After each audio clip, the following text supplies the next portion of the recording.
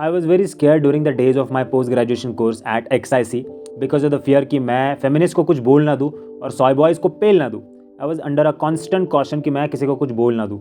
I became very conscious because of that. I lost my charm, I lost my flow, I lost my confidence.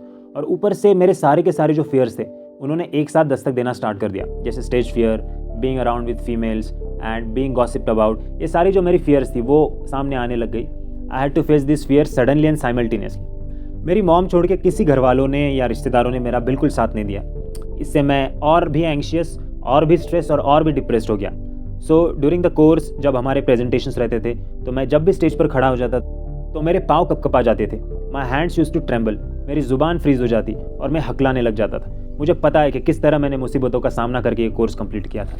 Moreover, I came from the logical headspace because the kind of entrance exams I appeared for, because of which I was the one who struggled to have human interactions, normal nice conversations with the people around. I was inside the head all the time.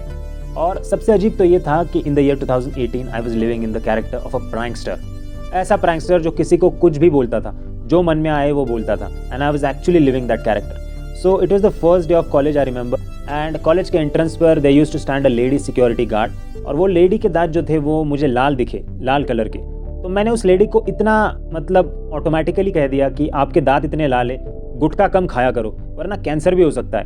तो ये सुनने के बाद उनको बहुत गुस्सा आया और मुझे भी नहीं समझा कि मैंने ये बात ऐसे इतनी स्विफ्टली एंड ईजिली बोल कैसे दी, क्योंकि वो कैरेक्टर मेरे ऊपर हावी हो चुका था। तो मैं समझ नहीं पाया कि ये क्या हुआ। तो कुछ देर बाद मुझे समझ में आया कि मैंने क्या बोला है। तो वो जो लेडी थी उसकी गुस्सेली आंखें देखकर मैं पूरा हिल गया। फिर मैंने उनको बोला, सॉरी माउशी, मैं मजाक कर रहा था, गलती से निकल गया मुंह से, बुरा मत मानो। क्योंकि वो माउशी महाराष्ट्रियन थी और मैं भी महाराष्ट्रियन हूँ, इसलिए मैं बच गया, वरना उस दिन मेरी पॉलिश जूतों से हो जाती। तो कहने का मतलब यही है कि मेरे दिमाग के अंदर वो जो कैरेक्टर है वो इस कदर हावी हो चुका था कि मैं अपने आप के ऊपर कंट्रोल ही नहीं कर पाता था। कि ऐसा मुझे लगता था कि ये जो सब चीज़ें वो कोई मेरे से करवा रहा है। उसके दांत आड़े टेढ़े है, इसकी नाक पपीते जैसी है, इसकी शक्ल ऐसी है वैसी है, इस तरह की बातें वो कैरेक्टर मेरे से करवाता था।